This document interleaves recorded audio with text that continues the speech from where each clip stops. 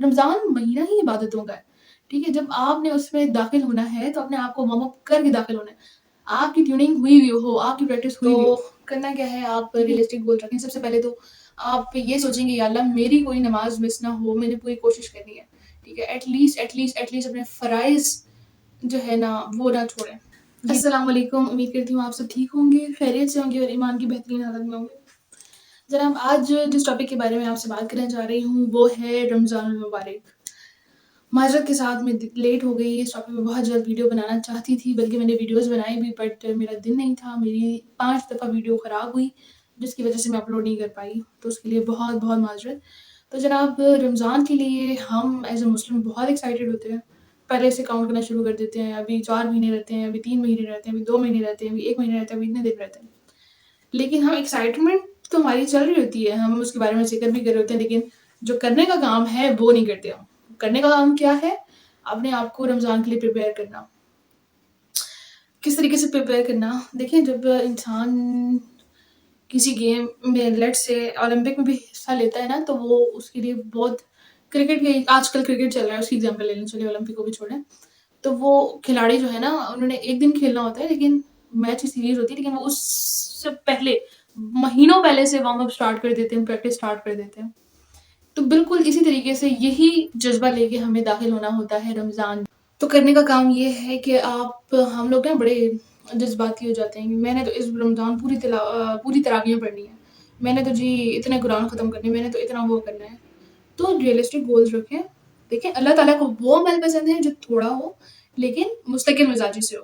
लेकिन सबसे पहले तो आप ये सोचेंगे या अल्लाह मेरी कोई नमाज़ मिस ना हो, मैंने पूरी कोशिश करनी है, ठीक है? एट लीस्ट अपने फ़राइज़ जो है ना वो ना छोड़ें। ये लीस्ट है, प्लीज़ इस चीज़ का ख़्याल रखिए, क्योंकि जहाँ रमज़ान में नेकियाँ जमा करने का महीना है, हर नेकी का सवाब 70 गुना बढ़ जाता है, तो वहीं सोच लें गुनाह भी 70 गुना बढ़ जाता है अगर आप छोड़ेंगे। अगर आप गुनाह करेंगे, अल्लाह की नाराज़गी भी फिर वैसे ही होगी कि इतना खूबसूरत मैंने महीना अपनी उम्मत को दिया, अपनी अपने बंदे को दिया, और वो किस तरीके से जो है ना अपने आप को ज़ाया कर रहा है। तो अपने आप को ज़ाया नहीं करना। ख़वातीन से मैं स्पेशली कहूँगी कि अपने आप को किचन में गर्क ना कीजिएगा।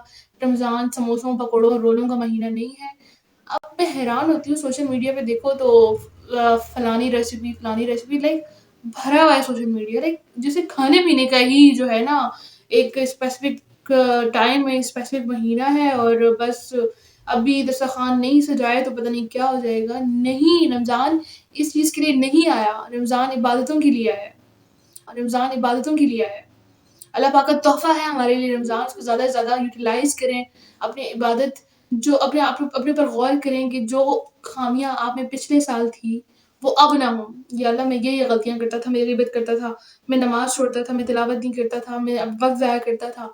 इस तरीके से अपनी एक लिस्ट बनाएँ, चेक लिस्ट बनाएँ, और फिर अपना रमज़ान इतना बेहतरीन गुज़ारें कि रमज़ान के आखिर में आप उस चेक लिस्ट को मार्क करें कि मैंने ये चीज़ मैं पिछले सालों, पिछली ज़िंदगी में अब तक की जितनी मेरी ज़िंदगी रही है मैं करता आया हूँ, लेकिन इस रमज़ान मैंने उन चीज़ों पे अपने तक़वा को इतना बढ़ा लिया है, उस चीज़ पे मैंने कंट्रोल कर लिया। इसको कंट्रोल करना बहुत ज़रूरी है। ये हमें जन्नत में भी ले जा सकती है और जहन्नुम में भी ले जा सकती है। तो इन चीज़ों का ख़्याल रखें और चस्कों से थोड़ा परहेज़ करें, ठीक है? पूरा दिन जब बॉडी आपकी रहती है उसकी हालत में, एक डिहाइड्रेशन की हालत में, और वो तो फिर आप डायरेक्ट उसमें रोल, पकोड़े, समोसे डालेंगे और फिर वो कोल्ड ड्रिंक्स डालेंगे, सोडा ड्रिंक्स डालेंगे, तो क्या हाल होगा आपकी किडनीज़ का और आपके स्टमक का और आपके ऑर्गन्स का। तो बराए मेहरबानी लाइट रहें और अच्छे से अपनी इबादत परफॉर्म करें। कुरान की तिलावत पे अपनी ख़ास तवज्जो दें। अपना डेली का टारगेट बनाएँ। मैं नहीं कहती कि आप दर्जनों कुरान ख़त्म कर लें, मुकम्मल कर लें, लेकिन थोड़ा पढ़ें, लेकिन अच्छा पढ़ें। आप समझ कर पढ़ें, ठीक है? समझ कर कोशिश करें कि बेशक एक रुकू समझ कर पढ़ें, लेकिन तफ़सीर के साथ पढ़ें, तफ़सीर के साथ, तर्जुमे के साथ पढ़ें।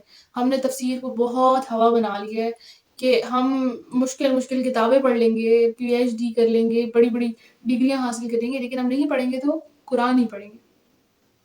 तो ये ना करें, अल्लाह को जवाब भी देना है। इस किताब का, अल्लाह की किताब का हम पर हक़ है। तो इसे जो ऊँचे हमने उस पे रखा हुआ है, ज़ुल्तान में लपेट के ऊँची मसनद पे रखा हुआ है, उसको उठाएँ वहाँ से और उसको डेली पढ़ें और उसे समझें कि वो अल्लाह हमसे क्या बातें कर रहा है, अल्लाह हमसे क्या कह रहा है। کیا چاہتا ہے اللہ ہم سے. وہ ہدایت کی کتاب ہے، اسے پڑھیں، اسے سمجھیں. ٹھیک ہے. دوسری بات یہ کہ اپنی روٹین میں ڈیلی کچھ حصہ قرآن کا رکھیں، کوشش کریں کہ 1 سپارہ پڑھیں. 1 سپارہ نہیں پڑھ سکتے تو ایٹ لیسٹ نصف بھی نہیں، نصف تو آدھا ہو جائے گا. 1 پاؤ لائک اربع نصف ثلاثہ، اور وہ کوشش کریں کہ ہر نماز کے ساتھ اوقات باندھے. فجر کے ساتھ میں نے اربع پڑھنا ہے، اس طریقے سے آپ کوشش کریں کہ اپنی قرآن کی تکمیل ان 30 دنوں میں کر لیں.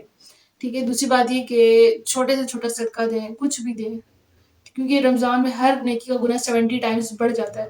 تو کوشش کریں اس رمضان کو آپ کی زندگی کا بہترین رمضان، جب یہ ختم ہو، مکمل ہو رمضان، اور جب آپ پیچھے مڑیں دیکھیں کہ یہ مہینہ کیسے گزرا، تو آپ کے دل میں کوئی حسرت نہ ہو. آپ کے دل میں یہ آئے کہ یا اللہ، یہ الحمدللہ یہ میری زندگی کا بہترین رمضان تھا.